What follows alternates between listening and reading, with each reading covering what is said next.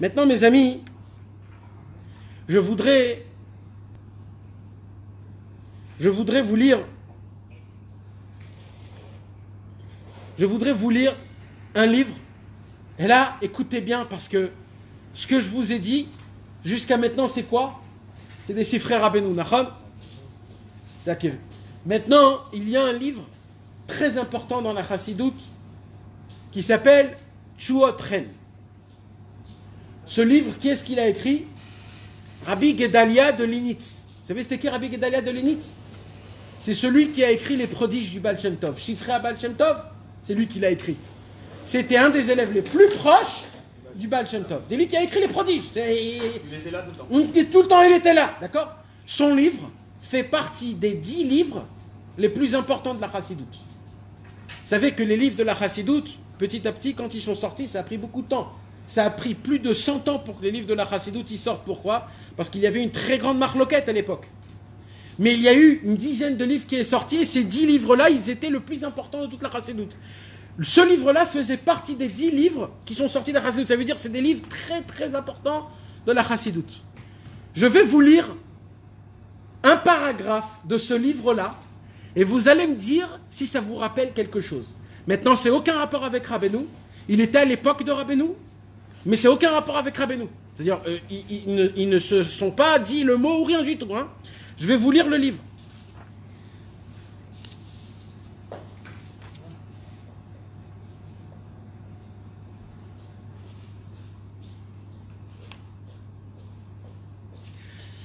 Alors c'est écrit comme ça, vous êtes prêts à entendre?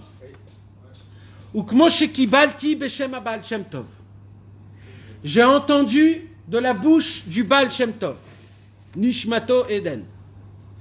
Sheksheyavo Mashiach bimera beyamenu. Quand Mashiach viendra, Idrosh kol haTorah mireisha leseifa al kol hatzirufim shebechol teva veteva. אחר כך יעשה מכל התורה טבע אחת ויעלו צירופיה לאין מספר וידרוש על כל צירופיה עד כאן שמעתי ממנו. J'ai entendu de la bouche du Baal Shem Tov que quand le Mashiach viendra, il prendra toute la Torah de Bereshit jusqu'à l'Énécole Israël et il va faire de Bereshit jusqu'à l'Énécole Israël toutes les combinaisons de lettres possibles.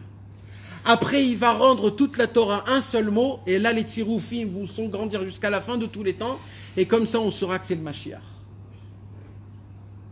Donc, dès là, on découvre qu'apparemment, l'endroit où il est allé, Rabbeinu, c'est l'endroit qui s'appelle le Ken Sipor. C'est l'endroit du Mashiach. C'est le Mashiach lui-même qui lui a proposé ce problème, ce contrôle, cet examen, pour voir est-ce qu'il est capable de faire. Et Rabbeinu, il a réussi à faire cette chose-là, ce travail-là. Ça, c'est écrit dans le livre, dans un autre livre de la Chassidoute, complètement à part. Et Mamash, il parle de la même chose. Et cette histoire, elle a été racontée dans les Sifrei Rabbeinu. On ne l'a pas imprimée tellement qu'elle est puissante, cette histoire. Donc Mamash, on voit de nos yeux comment Rabbeinu, ce qu'il a fait, c'est un travail qui est méchéri, c'est un travail messianique. C'est pas juste un niveau que Rabbeinu il a eu ou qu'il a fait.